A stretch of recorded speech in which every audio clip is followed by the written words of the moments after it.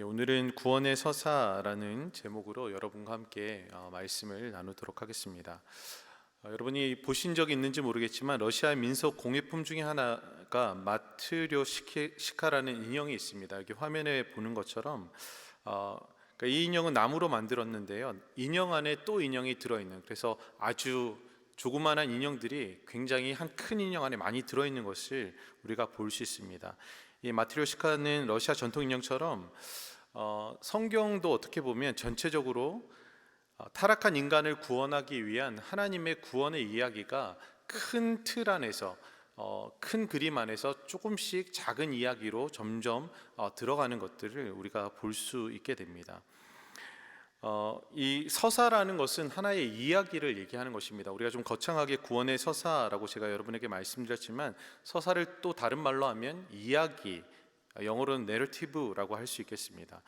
그래서 오늘 성경이 말하고 있는 이 구원에 관한 이야기, 전체적인 성경은 어떤 인류를 구원하시고자 하는 하나님의 큰 어떤 계획이 있지만, 그곳 안에 이 큰 계획을 이루어 가시기 위해서 때로는 이스라엘이라는 한 민족의 구원의 이야기를 다루기도 하고, 또 그 민족 안에서 모세라는 한 사람의 구원의 이야기를 다루기도 하는 것을 볼 수 있습니다. 마치 오늘 이 러시아의 인형처럼 큰 구원의 이야기 속에 이스라엘의 구원의 이야기, 또 그 이스라엘의 구원의 이야기 안에 마치 모세의 구원의 이야기를 나타내는 것처럼 하나님의 전체적인 성경의 이야기는 구원의 이야기로 차 있습니다.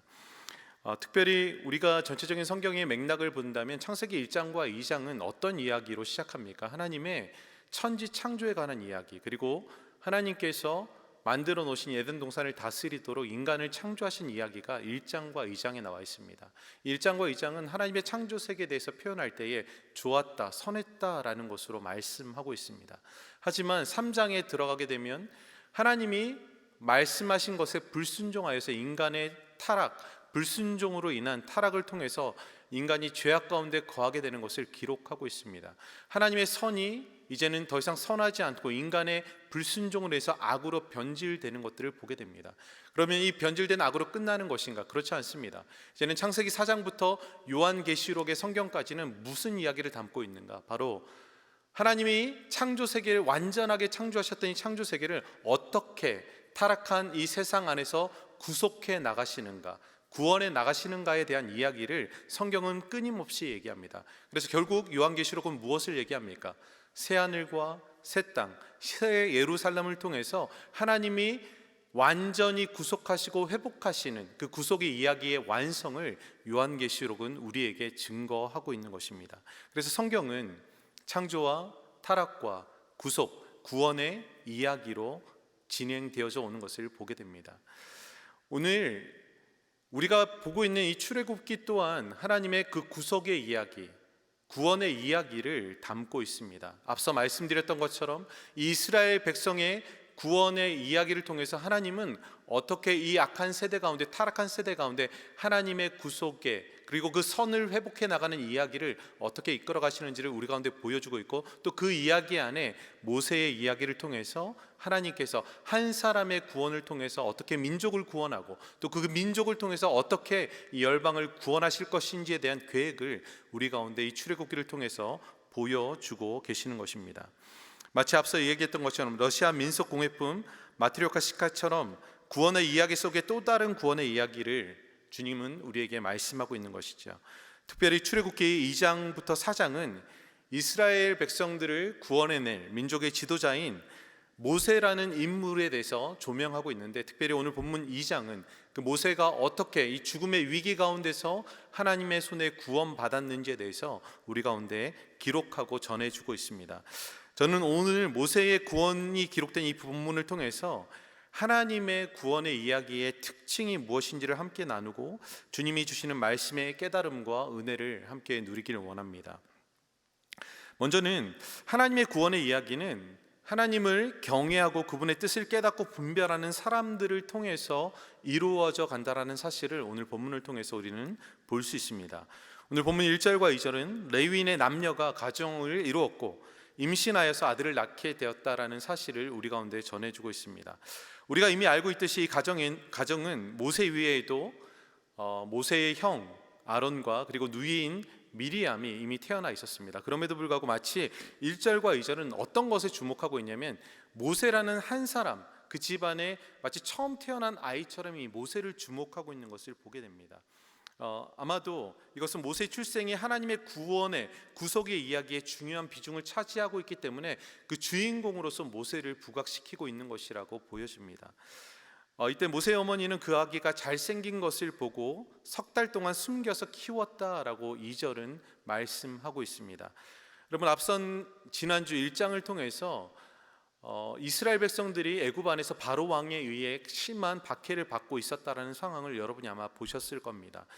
특별히 1장 22절을 보게 되면 어떤 명령을 내리게 되냐면 히브리인의 남자아이가 태어나면 그 아이를 나일강에 버리도록, 그래서 버려서 죽도록 만드는 명령을 바로가 내렸던 것을 볼 수 있습니다. 그렇기 때문에 오늘 이 레위인의 가문, 특별히 그녀의 이름, 어머니의 이름은 요게벳이라고 하는데, 요게벳이 그 아이의 잘생김을 보고 3개월 동안 숨겨서 키웠다라고 이렇게 성경은 기록하고 있습니다.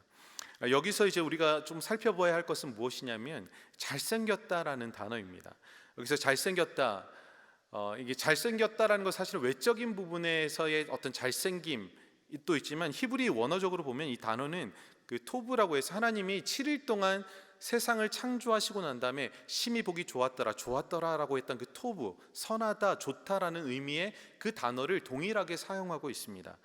이 말은 이 모세가 태어났을 때 그의 외적으로 보기에도 좋았지만 이것은 또 다른 의미에서는 그가 존귀하고 보배롭고 뛰어나다라는 의미를 담고 있습니다. 그러니까 요게벳은, 모세의 어머니인 요게벳은 단지 모세가 외적으로 잘생긴 것을 깨달은 게 아니라 이 아이가 하나님 앞에서, 하나님의 어떤 그 부르심 앞에서 특별하게 쓰임 받는 존귀함을 가진 아이라는 것을 이 여인이 인식하고 있었다라는 것을 이 토브라는, 선하다라는 단어를 통해서 성경은 드러내고 있는 것입니다. 결국 모세의 어머니가 이 모세를 3개월 동안 숨긴 것을 외적으로 봤을 때는 그가 잘생겼기 때문에, 그가 나의 아이기 때문에 모성애를 통해서 이 아이를 보호한 것처럼 보여지지만, 그보다 더 깊은 성경이 우리에게 전해주고 있는 의미는 어떤 것이냐면, 이 아이가 외적으로 잘생겼거나 그 어머니의 모성애 때문에 이 아이가 보호받았던 게 아니라 3개월 동안 그 아이는 특별한 사명이 있었기 때문에 그 부모가 그 사명을 깨닫고 그 아이를 지켜갔다라는 것을 우리에게 말씀해 주고 있는 것입니다. 요게벳은 단지 모성에 이끌려서 그 아이를 보호했던 것이 아니었습니다. 여러분, 한번 생각해 보십시오. 요게벳이 처한 상황을 생각해 본다면 절대 권력을 가지고 있던 바로 왕의 명령은 남자 아이가 태어나면 그 아이를 어떻게 하라는 것입니까? 나일강에 버려서 죽이라는 것이었습니다. 그럼에도 불구하고 이 여인은 그 왕의 명령을 거역하고 이 아이를 3개월 동안 숨어서 키우게 됩니다. 이것은 바로 요게벳이 자신의 아이를 향한 하나님의 사명과 부르심을 깨닫고 난 후에 믿음으로 그 아이를 몰래 숨겨서 키웠다라는 사실을 우리는 알게 되는 것입니다. 여러분, 하나님의 구원의 이야기를 써내려 가실 때에 하나님은 이 구원의 모든 이야기의 저자가 되십니다. 그리고 하나님은 각 시대마다 그 이야기의 주인공들을 세우시고 그 주인공들을 돕는 조연들을 세워 나가시는 것들을 보게 됩니다. 오늘 이야기는 철저하게, 오늘 이야기의 주인공은 모세이지만 그 모세가 전면에 등장하기까지 조연으로 출연하는 사람이 있었습니다. 그것은 바로 그의 어머니 요게벳, 그리고 그의 누이 미리암이었다는 사실입니다. 하나님은 구원의 이야기의 주인공인 모세를 전면에 등장시키기 전에 모세의 어머니 요게벳이라는 조연을 통해서 우리에게 하나님의 구원의 이야기가 어떻게 진행되어지는지를 우리에게 한 장면을 보여주고 있는 것입니다. 그 시대의 권력을 가진 자를 두려워하지 아니하고 하나님을 경외하는 사람, 그 시대의 정신과 가치를 따르지 않고 하나님의 뜻과 사명이 무엇인지를 깨닫고 분별하는 사람들을 통해서 하나님의 구원의 이야기, 하나님의 구속의 이야기는 지속적으로 써내려가고 있었고 지금도 써내려가고 계시다라는 사실입니다. 여러분, 지난주 살펴보았던 2명의 히브리 산파를 기억하십니까? 그 여인들도 마찬가지였습니다. 분명히 왕은 그 아이들이 나는 족족마다 히브리 사람이 사내의 아이를 놓으면 그 아이를 반드시 죽일 것을 명령했지만 그들은 그 명령을 했던 애굽 왕을 두려워하지 아니하고 오히려 하나님을 경외하고 하나님을 두려워함으로 그 명령을 거부한 채 히브리 남자아이들을 살려주는 것을 보게 됩니다. 여러분, 무엇이 그들로 하여금 그렇게 하도록 만들었습니까? 바로 하나님을 경외하는 마음, 하나님을 두려워하는 마음, 그 시대의 권력자를 두려워하지 않고 그 시대의 가치와 정신을 따라가지 않고 하나님을 쫓았던 그 믿음이, 그리고 하나님을 경외했던 그 마음이 그들로 하여금 하나님의 일들을, 하나님의 구원의 역사를 이루어 가도록 하는 초석을 놓게 했던 것입니다. 오늘 본문의 모세의 어머니 요게벳 또한 모세라는 한 개인의 구원의 기초를 마련할 뿐만 아니라 모세를 통해 이스라엘 민족의 구원이라는 큰 기초를 놓게 하는 어떤 조연적인 역할을 했다라는 것을 우리는 볼 수 있게 됩니다. 여러분, 한국 교회사 안에서도 이러한 일들은 있었습니다. 가장 교회가 큰 박해를 받았던 때는 아마 일제 강점기 시대였을 것 같습니다. 그때 일제는 기독교 교회를 통해서 무엇을 강요했었냐면 신사참배를 강요하게 됩니다. 그래서 신사참배라는 것은 다른 것이 아니라 바로 그들의 천황, 황제지요. 천황과 그들의 조상들을 모시는 사당에서 절하도록 하는 것입니다. 이 신사참배를 통해서 일제가 원했던 것은 민족의 정기와 정신을 말살하고 일제가 가지고 있는 어떤 그 정신들, 일제가 가지고 있는 어떤 정치 이념들을 하나로 해서 어떤 식민지 정책을 펼쳐 나가는 것이었습니다. 이것은 교회 안에 큰 어려움들을 야기했습니다. 많은 기독교인들이 이것을 거부했지만 일제는 강하게 이 신사참배를 밀어붙이게 됩니다. 그래서 결국 1937년에 어떠한 일이 있게 되냐면 1938년 9월에 장로교회 총회에서 신사참배를 결의해서 교회에서 직접적으로 사람들로 하여금 신사참배를 하도록 권유하는 어떤 지경에 이르게 됩니다. 여러분, 신사참배가 무엇입니까? 결국은 하나님의 말씀 10계명의 첫 번째와 두 번째 계명을 어기는 것입니다. 하나님 외에 다른 신을 섬기지 말라는 것과 그 어떤 것에도 절하지 말라라는, 우상에게 절하지 말라라는 이 계명을 어기는 것이었습니다. 근데 이것을 총회 차원에서 결의하게 되고 많은 사람들이 이것으로 인해서 혼란스러운 지경 가운데 이르게 됩니다. 그때 정말 이것에 순응하는 사람도 있었지만 이것을 순응하지 않고 신사참배를 거부하는 운동이 또 사람들 사이에, 기독교인들 사이에 일어나게 됩니다. 이때 중심 인물로 활동했던 분들이 주기철 목사님, 또 이기성, 한상동, 주남성, 손양호 목사님과 같은 분들이 주도가 되어서 신사참배에 반대하게 되고요. 이 신사참배를 거부한다라는 이유로 투옥되었던 사람들이 대략 2,000명 정도의 사람이었고 200개의 교회가 폐쇄되고 또한 50명 이상의 사람들이 순교에 이르게 되는 그런 일들이 있게 됩니다. 여러분, 왜 그들은 이것을 거부했습니까?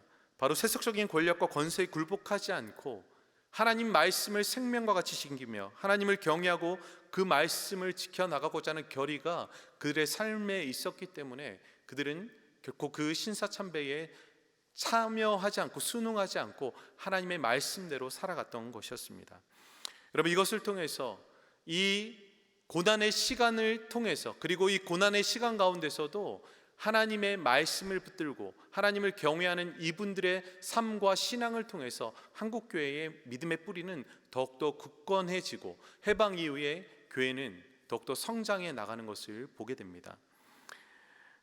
사랑하는 성도 여러분, 하나님의 구원의 이야기는 각 시대마다 세상을 두려워하지 않고 하나님을 경외하며 하나님을 두려워하는, 그래서 하나님의 말씀을 믿고 목숨과 같이 지키는 사람들을 통해서 계속해서 쓰여져 왔습니다. 우리가 앞선 에스더서를 통해서 보았듯이 하나님 앞에 뜻을 정하고 죽으면 죽으리라는 일사각오를 통해서 하나님 앞에 나갔던 에스더를 통해서 하나님은 어떤 일을 행하십니까? 바로 민족을 구원하는 놀라운 구원의 이야기, 구원의 역사를 써내려 가셨던 것을 우리는 보았습니다. 여러분, 우리의 시대에도 마찬가지입니다. 이 시대에도 여전히 악은 팽배해 있고 또 하나님의 백성을 향한 비난의 손길과 또 어떤 핍박의 손길은 멈추지 않고 있습니다. 그럼에도 불구하고 하나님은 이 약한 세대 가운데서 오직 하나님을 경외하며 그 말씀을 지키고 순복하는 자들을 통해서 이 땅에서 하나님의 구원의 이야기, 하나님 나라의 역사를 써내려 가고 계신다라는 사실을 우리는 믿어야 하는 것입니다.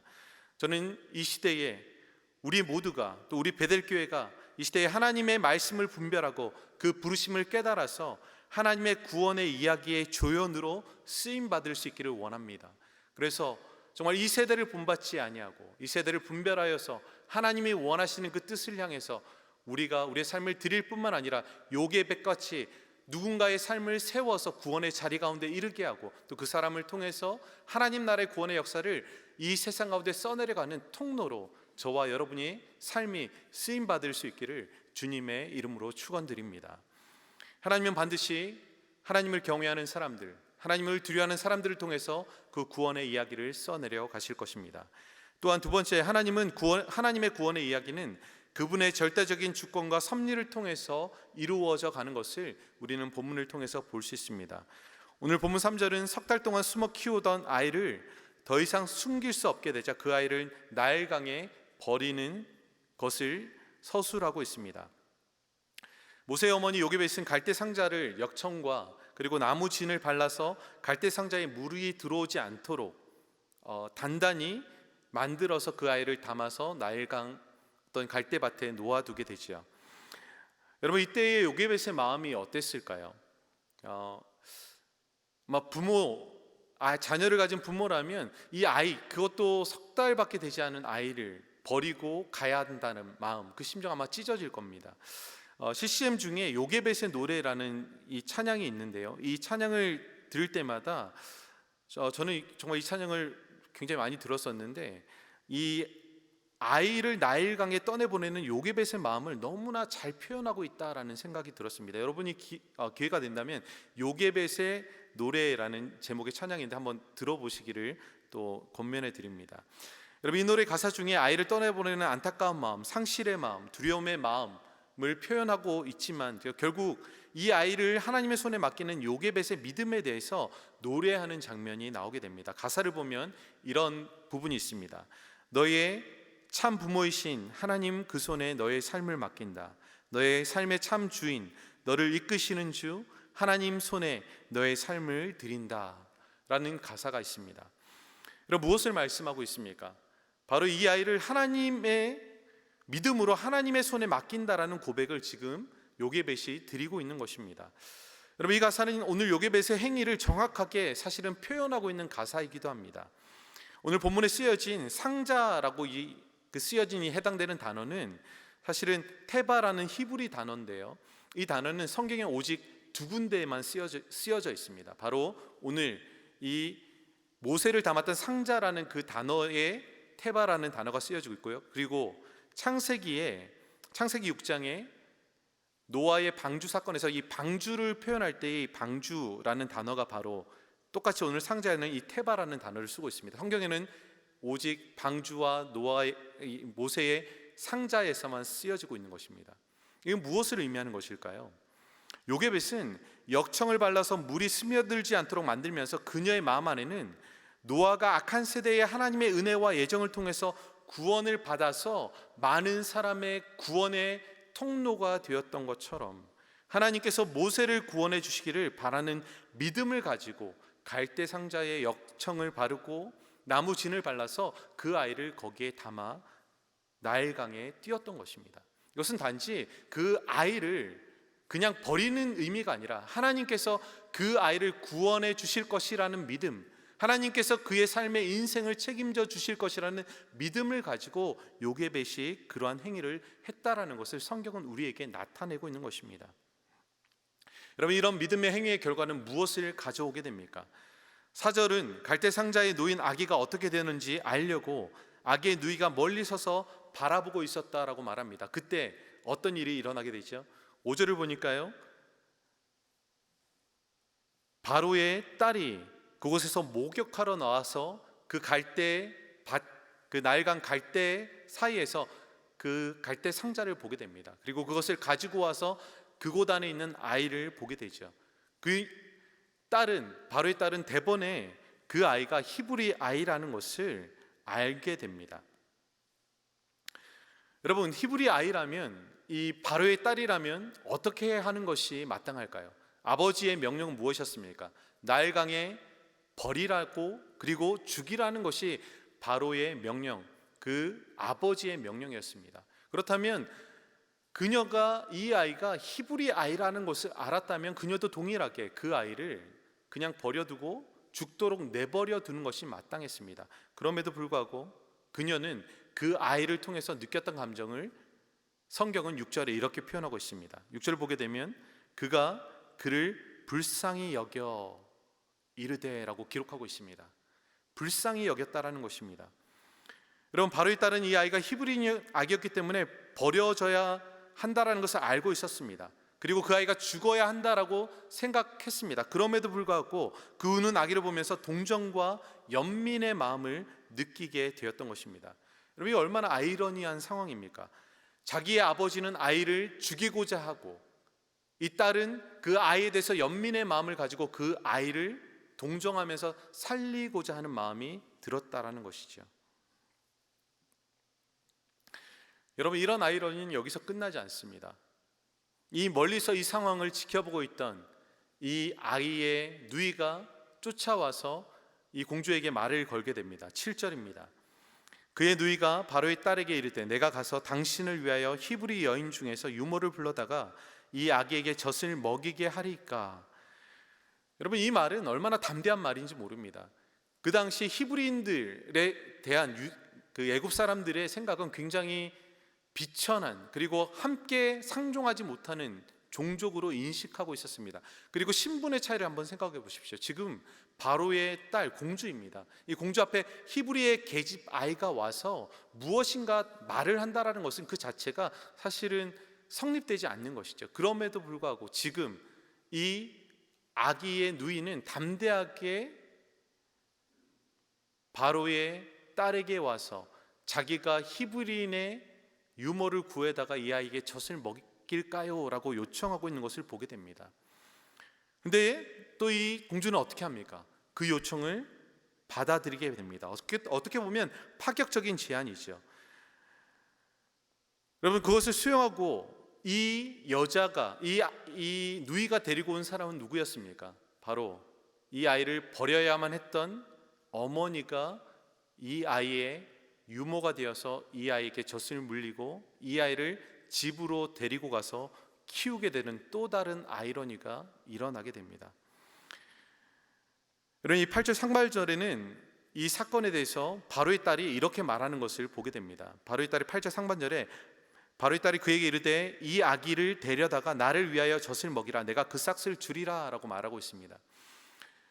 그러니까 이 아이를 바로의 궁전으로 데리고 간 것이 아니라 유모인 이 여인에게 맡겨서 젖을 먹이고 이 아이가 클 때까지, 여기서 이 아이가 큰다라는 것은 어떤 의미냐면요, 보통 젖을 뗄 때까지 그 아이를 돌보도록 양육하도록 맡기고 있는 것을 보게 됩니다. 그것도 어떻게 해요? 돈을 줘가면서.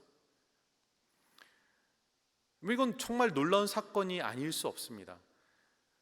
마땅히 그 왕의 명령에 의해서 나일강에 버려서 죽임을 당해야 되는 상황이지만 이 요게벳의 믿음을 통해서 하나님은 어떠한 구원의 섭리와 역사를 이루어가고 계시냐면 오히려 그 죽음 가운데 처한 그 아이를 건져낼 뿐만 아니라 그 아이를 어머니에게 주어서 그 아이를 양육하도록 하는 놀라운 은혜를 얻게 하는 것을 볼 수 있습니다. 아마 이 바로의 딸은 이 아이가 히브리 아이인 것을 알았기 때문에 그 아이를 데리고 궁전으로 가는 것에 대한 부담감이 있었던 것 같습니다. 그래서 그 히브리 여인에게 맡겨서 일정한 시기까지 키워서 그 아이를 양자로 삼을 계획을 세웠던 것 같습니다. 여러분, 이것이 하나님의 섭리이죠.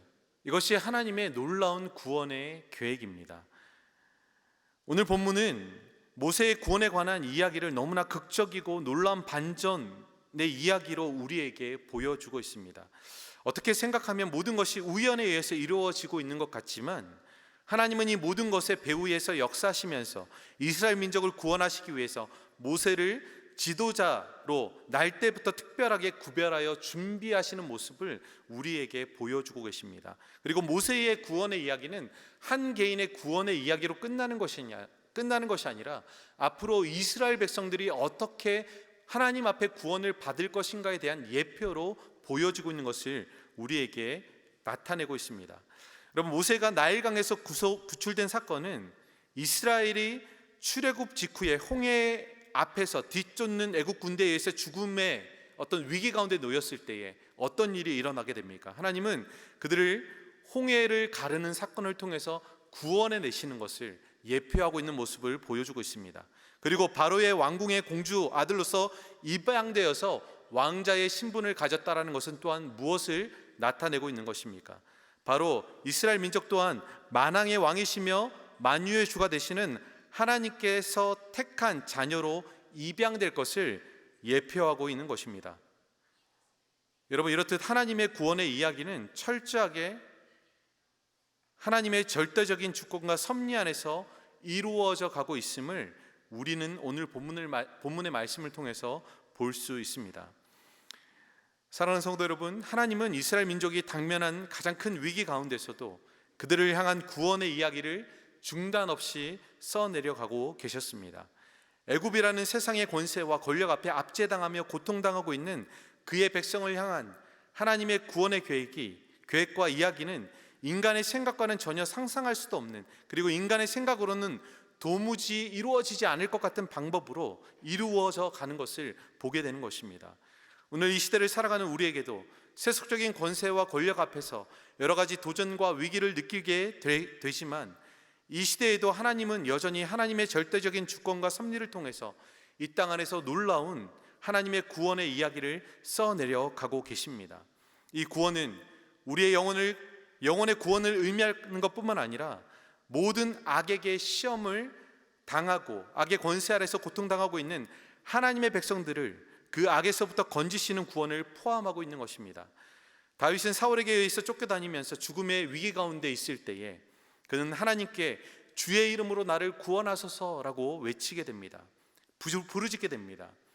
그때 하나님이 어떻게 하십니까? 하나님은 정말 그 사울의 손, 자신을 압제하고 죽이려고 하던 그 사울의 손에서 그를 구원해 내셔서 하나님이 사울은 멸하시고 그를 이스라엘의 왕으로 세우시는 모습을 우리는 보게 됩니다. 사랑하는 성도 여러분, 우리가 당면한 악으로 인한 고난과 세상으로부터 당하게 되는 수많은 어려움 가운데서 하나님의 놀라운 계획과 섭리를 믿고 살아가게 된다면 하나님은 반드시 도움의 손길을 통해서 하나님의 구원하심을, 하나님의 놀라운 주권적인 섭리를 통해서 우리로 하여금 하나님의 구원하심을 경험하게 하실 것입니다. 여러분 삶 안에 무엇이 여러분의 삶을 두렵게 만들고 있습니까? 여러분 어떠한 위기 가운데 살아가고 계십니까? 여러분 이 위기와 두려움 가운데 살아가고 계시다면, 그리고 이 고통과 고난과 어려움 가운데 이 시대를 지나가고 계시다면 주님 앞에 나가서 믿음으로 요게벳처럼 반응하시기 바랍니다. 그렇다면 하나님은 우리가 알지 못하는 방법으로, 하나님은 우리가 미처 깨닫지 못하는 일들을 통해서 우리를 구원하시고 우리의 삶을 온전한 길로 인도해 가실 것입니다. 그런 주님의 인도하심과 구원을 경험할 수 있는 저와 여러분의 삶이 될 수 있기를 주님의 이름으로 축원드립니다. 마지막으로 하나님의 구원의 이야기는 하나님의 때에 하나님의 방법으로 완성해 나가신다는 것을 우리 가운데 보여주십니다. 오늘 본문 11절부터 15절은 모세가 장성한 후에 일어난 한 가지 일에 대해서 기록하고 있는 것을 보게 됩니다. 오늘 본문에서는 그의 나이에 대해서 우리가 분명히 알 수 없지만 사도행전 7장 23절을 보게 되면 이 일이 있었던 데가 언제냐라는 것을 우리에게 짐작할 수 있는 단서를 줍니다. 나이가 40세가 되매라는 어떤 단서가 있지요. 그래서 10장과 11장의 어떤 세월의 간격은 그가 젖을 뗄 무렵에 바로의 왕궁에 들어가서 살게 되었던 때는 아마 3세에서 4세 정도가 되었을 것입니다. 그러면 지금 40년이라는 시간이 지났다면 이 10절과 11절의 시간의 갭은 약 37년에서 36년의 시간의 어떤 갭이 있는 것을, 간격이 있는 것을 보게 됩니다. 여러분 40세가 되었던 모세는 히브리 사람, 곧 자기 형제가 애굽 사람에 의해서 괴롭힘을 당하는 것을 보고 한 애굽 사람을 쳐 죽였다라고 되어 있습니다. 여러분 이렇게 모세가 애굽 사람이 아닌 그가 히브리인으로서의 정체성을 가질 수 있었던 이유는 무엇이었을까요? 아마 어렸을 때 3년, 4년의 시간 동안 그의 친모였던 요게벳에 의해서 양육을 받으면서 그는 철저하게 히브리인으로서 그의 정체성을 확립하고 있었던 것 같습니다.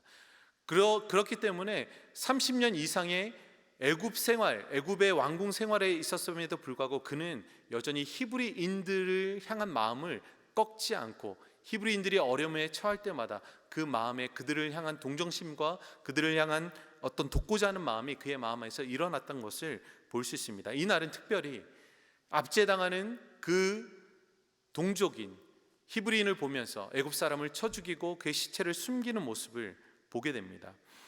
여러분, 이 사건의 표면적인 이유는 아마 그 히브리인을 돕고자 했던 어떤 그런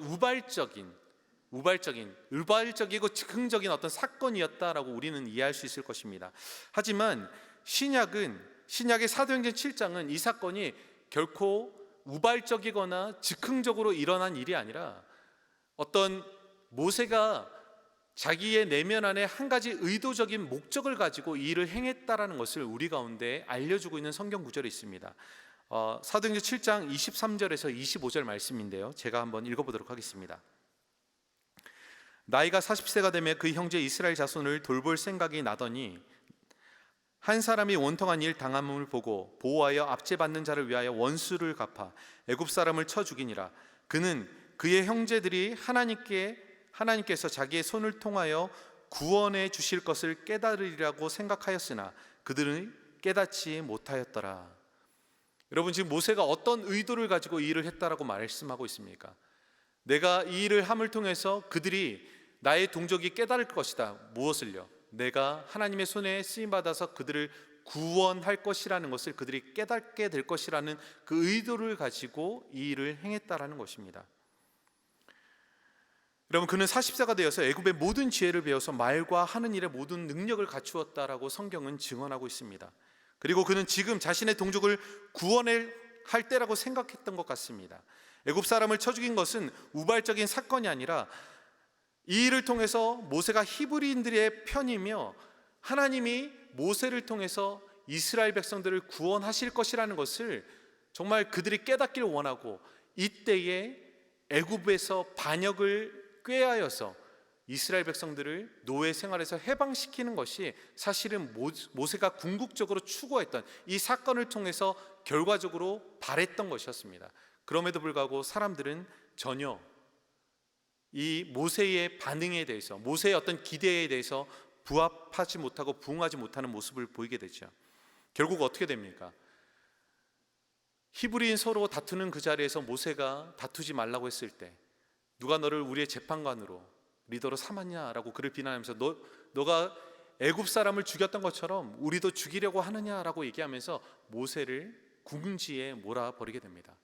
그리고 그 일이 탄로나면서 결국 모세는 애굽의 왕에 의해서 죽을 위기에 처하게 되고 미디안 광야로 도망가는 도망자의 신세가 되어버리게 됩니다. 여러분, 우리가 이 사실을 우리에게 주는 교훈이 있습니다. 이것은 바로 하나님의 구원의 이야기는 결코 인간적인 방법과 세속적인 힘에 의해서 쓰여지고 있지 않다라는 사실을 우리 가운데 드러내고 있습니다. 여러분, 지극히 인간적인 생각으로 한번 생각해 본다면 그가 40세가 되어서 모든 능력과 권세를 가지고 있을 때에 왕자로서 지위가 보장된 그 자리에서 만일에 이스라엘 백성들이 합세하여서 쿠데타를 일으켰다면, 어떤 물리적인 힘을 가지고 애굽에 대항했다면 어떤 일이 일어났을까요? 충분히 애굽을 대항할 수 있지 않았을까요? 이스라엘 백성은 강했습니다. 하나님께서 이스라엘 백성의 수를 날마다 정말 강하게 늘어나게 하셨습니다. 그러면 수적인 면에서나 힘적인 면에서 모세라는 지도력을 가진 사람이 나타나서 그들을 이끌어 주기만 한다면 충분히 애굽에 대항할 수 있을 만한 힘을 가지고 있었습니다. 그럼에도 불구하고 하나님은 이런 세속적인 방법과 인간적인 방법으로 하나님의 구원의 역사를 이루어가지 않으셨습니다. 철저하게 하나님은 이 세속적인 방법을 뒤로하고 하나님은 모세를 40년이라는 광야 시간 동안 그를 겸손하게 낮추셔서 하나님 말씀에 복종하는 리더로 삼으신 후에 그로 하여금 하나님의 능력의 손 안에서 이스라엘 백성들을 구원해 내시는 모습을 우리는 보게 됩니다. 여러분, 하나님의 때와 하나님의 방법, 그리고 하나님의 어떤 구원의 역사는 인간의 때와 인간의 방법과 인간의 구원의 역사와는 너무나 다른 것을 우리에게 보여주고 있습니다. 이사야서 55장 8절에서 9절은 이렇게 말씀하고 있습니다. 이는 내 생각이 너희의 생각과 다르며 내 길은 너희의 길과 다름이니라. 여호와의 말씀이니라. 이는 하늘이 땅보다 높음 같이 내 길은 너희의 길보다 높으며 내 생각은 너희의 생각보다 높음이니라. 아멘. 여러분, 무엇을 말씀하고 있습니까? 하나님의 구원의 이야기를 인간의 생각과 인간의 방법으로 이루어지지 않는다라는 것을 우리에게 말씀하고 있습니다. 하나님의 뜻, 하나님의 때, 하나님의 방법으로 하나님은 하나님의 구원의 이야기를 이루어 가고 계십니다. 여러분, 우리 특별히 다음 주는 고난 주간을 우리가 지키게 되는데요. 여러분, 고난 주간의 의미는 무엇입니까? 하나님의 아들이신 예수께서 인간의 몸을 입고 가장 낮은 곳에 오셔서 우리의 죄를 사해 주시기 위해서 고난당하시고 십자가에 죽으신 날을 기념하는 날입니다. 여러분, 예수님은 하나님의 아들이셨지만 철저하게 모든 권세를 내려놓으시고 이 땅 가운데 가장 낮은 자리에 오셨습니다. 여러분, 이것이 인간을 향한 하나님의 구원의 이야기의 가장 큰 정점에 있었던 것입니다. 여러분, 인간의 관점에서 본다면 그 어느 누구도 모든 권세를 내려놓고 사람들을 구원하고자 하는 이 일을 행하기를 원하지 않을 것이었습니다. 그럼에도 불구하고 하나님은 인류 구원을 위해서 자신의 하나밖에 없는 아들을 내어주셨을 뿐만 아니라 그 아들은 가장 낮은 곳에 가장 비천한 자리 가운데 오셔서 하나님의 뜻을 이루시고 십자가 안에서 고통당하시고 모든 살과 피를 찢기시고 흘리심으로 죽게 되십니다. 여러분, 이것이 바로 하나님의 방법이었습니다. 이것이 바로 하나님의 뜻이었습니다. 이것이 바로 하나님의 때였습니다. 그 당시 예수님의 제자들을 포함하여서 그 어느 누구도 이런 하나님의 뜻과 때와 방법, 구원의 이야기의 때와 방법과 뜻을 이해하는 자들은 없었습니다. 여러분, 그러나 하나님은 세상의 방법이 아닌 철저하게 하나님의 방법으로 이 땅에 구원을, 승리를 가져다 주는 것을 보게 됩니다. 사랑하는 성도 여러분, 아직도 이 세상을 온전히 구속하시고자 하는 하나님의 구원의 이야기는 계속 진행 중에 있습니다. 하나님은 세상적인 방법이 아니라 하나님의 방법으로 여러 가지 위기와 어려움 가운데 살아가고 있는 하나님의 백성들을 구원하실 뿐만 아니라 하나님의 나라의 구원의 이야기를 써내려 가기를 원하시고 계십니다. 여러분, 이 믿음을 가지고 이 악한 세상 안에서 우리가 하나님의 손 안에서 하나님의 어떤 인도하심 안에서 하나님의 그 승리의 방법 안에서 우리의 방법이 아니라 하나님의 승리의 방법 안에서 이 구원의 이야기의 조연으로 또 구원의 이야기의 때로는 주인공으로 주님 손 안에 쓰임 받을 수 있기를 주님의 이름으로 축원드립니다. 하나님의 구원의 역사는 반드시 이루어져 갑니다. 무엇을 통해서입니까? 오늘 본문에서 보았듯이 바로 하나님을 경외하는 사람들을 통해서, 그리고 하나님의 주권적인 역사 앞에 자신의 믿음을 통해서 반응했던 사람들을 통해서, 그리고 또한 인간적인 방법이 아니라 하나님의 방법을 신뢰하고 자신의 삶을 맡겨드렸던 사람들을 통해서 이 구원의 역사는 이루어져 왔습니다. 오늘 이 시대에도 하나님은 그러한 사람들을 통해서 하나님의 방법으로 하나님의 때에 구원의 역사를 이루어 가실 것입니다. 그 구원의 역사를 바라보며 기대함으로 하나님의 나라의 이 역사에 동참할 수 있는 저와 여러분이 되실 수 있기를 주님의 이름으로 축원드립니다. 함께 우리 찬양하면서 기도하기를 원합니다.